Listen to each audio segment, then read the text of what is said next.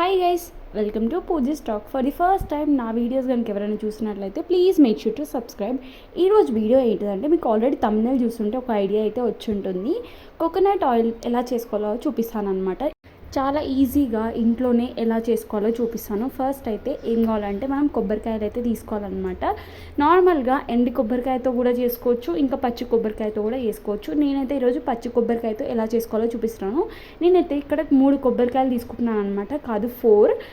Actually ఏంటిదంటే నేను already ఇంట్లో పూజ చేసిన కొబ్బరికాయ ఒకటి ఉండే, ఇంకా 3 ఎక్స్ట్రా తెచ్చుకొని దాన్ని అయితే ఇలా పలగొట్టుకున్నాను అనమాట. వాటర్ అంతా సపరేట్ చేసేసుకొని ఇలా అయితే పెట్టుకోవాలి. ఇంకా నెక్స్ట్ ఇందులోంచి ఆ కొబ్బరికాయ అంతా తీసేసేయాలన్నమాట. షెల్ని ఆ కొబ్బరికాయని మొత్తం సపరేట్ చేసేయాలి. ఇది సపరేట్ చేసేటప్పుడు అయితే కొంచెం జాగ్రత్తగా ఉండండి. ఆ చాకుతోటి మేబీ కొంచెం మన హ్యాండ్స్కి కూడా హామ్ అవ్వచ్చు, అంటే తగులుతుంది కదా చేయికి, అలా అంటున్నాను. మళ్ళీ ఇంకేంటిదంటే ఈ షెల్ ఇంకా కొబ్బరికాయ అంతా సపరేట్గా రావడానికి ఒక బెస్ట్ టిప్ చెప్పానా.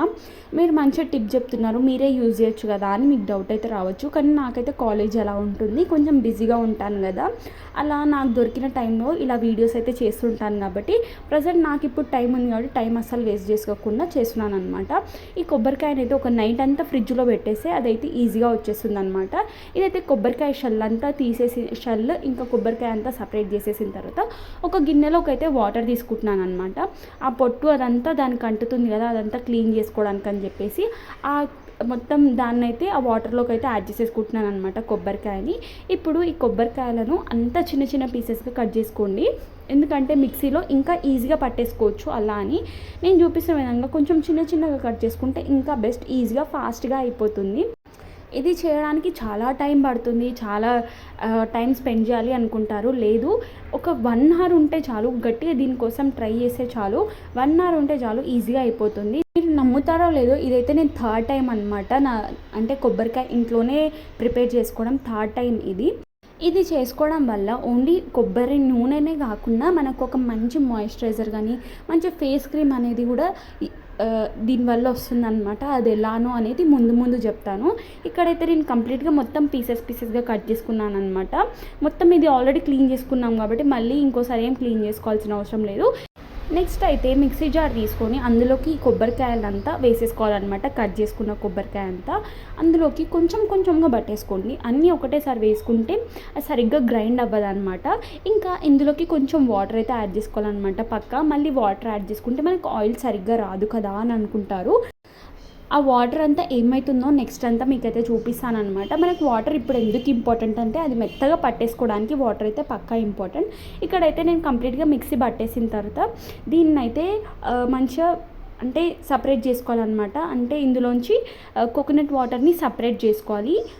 ఇలా మొత్తం ఒక క్లాత్లో అయితే వేసేసుకుంటున్నాను. మీ దగ్గర జల్లెడ ఉన్నా సరే అందులో కూడా చేసేసుకోవచ్చు. నేనైతే క్లాత్ అయితే బెస్ట్ అనే చెప్తాను, ఎందుకంటే దీన్ని అయితే మనం చేతులతో గట్టిగా పిండితే వాటర్ అంతా వచ్చేస్తుంది. అదే జల్లెడలో అయితే స్పూన్ తోటి అంటే ఇంకా, లేదా వేరే వాటితో ఏదన్నా అంటే వచ్చేస్తుంది. కానీ ఇంకా ఇలా అయితేనే ఇంకా బెటర్. ఇలా గట్టిగా పిండేసుకుంటే అసలు కొంచెం కూడా వాటర్ ఉండకుండా మొత్తం ఆ గిన్నెలోకి అయితే వచ్చేస్తుంది అనమాట. అలా అని చెప్తున్నాను. ఇంకా పొడి ఉంటుంది కదా, కొబ్బరికాయ పొడి కూడా అలా పడేసుకోవాల్సిన అవసరం లేదు. దాంతో మంచిగా కొబ్బరి ఉండలు ఇంకా కర్రీలోకి వేసుకున్న చాలా బాగుంటుంది. కొబ్బరికాయ మన హెయిర్కి కూడా మంచిది, నార్మల్గా తిన్నా మంచిదే, ఇంకా హెయిర్ ఆయిల్ కూడా అంతే మంచిది. ఇప్పుడు మనం ప్రిపేర్ చేసుకునే ఆయిల్ తోటి కూడా మనం కర్రీస్ కూడా చేసుకోవచ్చు. ఇంకా దీని అరోమా అయితే చేసేటప్పుడు స్మెల్ అయితే చాలా బాగుంటుంది. ఇంకా నెక్స్ట్ ఇంకో ట్రిప్ కూడా చేసేస్తున్నాను అనమాట. ఇక్కడ కూడా సేమ్ అంతే క్వాంటిటీ తీసేసుకొని మళ్ళీ కొంచెం వాటర్ కూడా యాడ్ చేసేసుకొని మంచిగా మిక్సీ అయితే పట్టేసుకుంటున్నాను. చాలా తక్కువ టైంలో అయిపోతుంది. సేమ్ మళ్ళీ అదే ప్రాసెస్ రిపీట్ చేయాలన్నమాట. మనకి కోకోనట్ ఆయిల్ అంతా ప్రిపేర్ అవ్వడానికి 2 days టైం పట్టినా సరే, కానీ ఈ ఆయిల్ అయితే మనకు చాలా మంచిది. ఫేస్కి కూడా అప్లై చేసుకోవచ్చు, ఇంకా హెయిర్కి అయితే ఇంకా మంచిది, కర్రీస్ కూడా చేసుకోవచ్చు. నేను తీసుకున్న కొబ్బరికాయలకు నాకైతే ఒక 3 ట్రిప్స్ అయితే వస్తుందన్నమాట. అంటే మొత్తం పట్టేసుకోవడానికి ఇదంతా పిండేసుకోవడానికి ఒక 3 ట్రిప్స్ అయితే సరిపోతుందన్నమాట. ఇంకా ఈ కోకోనట్ మిల్క్ తోటి మనం నార్మల్గా బగర్ అన్నం అలా కూడా చేసుకోవచ్చు. కొబ్బరి పాలతో రైస్ అంటారు కదా, అలా కూడా చేసుకోవచ్చు. టేస్ట్ అయితే చాలా బాగుంటుంది. ఇంకా నెక్స్ట్ ఈ వాటర్ అంతా, ఈ మిల్క్ ఉంటుంది కదా, వాటర్ కాదు, ఈ మిల్క్ని అయితే ఒక నైట్ అంతా ఫ్రిడ్జ్లో పెట్టేసాలన్నమాట. అట్లీస్ట్ ఒక 24 hours అన్న ఫ్రిడ్జ్లో ఉండాలి. ఇంకా నెక్స్ట్ డే అయితే చూపిస్తానమాట నెక్స్ట్ డే ఎలా ఉంటుందో. ఇంకా ఇదైతే ఒక నైట్ అంతా కంప్లీట్ అయ్యి ఇంకా నెక్స్ట్ ఈవినింగ్ అనమాట, నేను కాలేజ్ నుంచి వచ్చిన తర్వాత అనమాట. మన కోకోనట్ మిల్క్ అయితే అట్లీస్ట్ ఒక 24 అవర్స్ అన్న ఫ్రిడ్జ్లో ఉండాలని చెప్పాను కదా, నాకైతే 24 అవర్స్ కంటే ఎక్కువ అయ్యింది.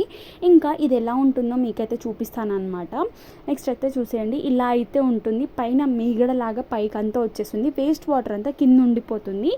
కావాలంటే మీరు చూడండి ఎంత క్రీమీ టెక్స్చర్ ఉందో. దీంతో మనం ఐస్ క్రీమ్స్ కూడా చేసుకోవచ్చు.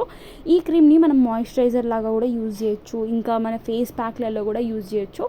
చాలా బాగుంటుంది, మంచి రిజల్ట్ ఇస్తుంది. చూసారు కదా వాటర్ ఇంకా ఈ క్రీమ్ అంతా ఎలా సపరేట్ అయిపోతుందో.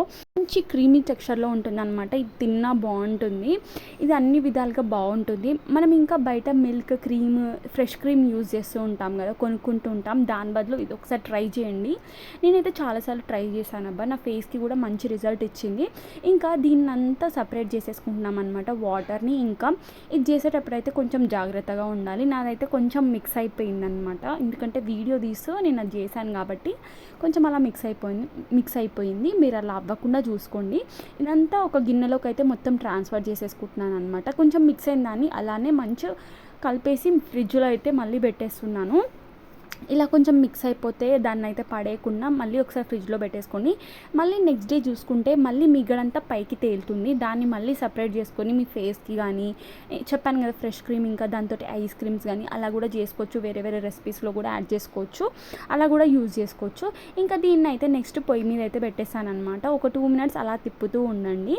లో ఫ్లేమ్లోనే ఉంచండి స్టవ్ అయితే.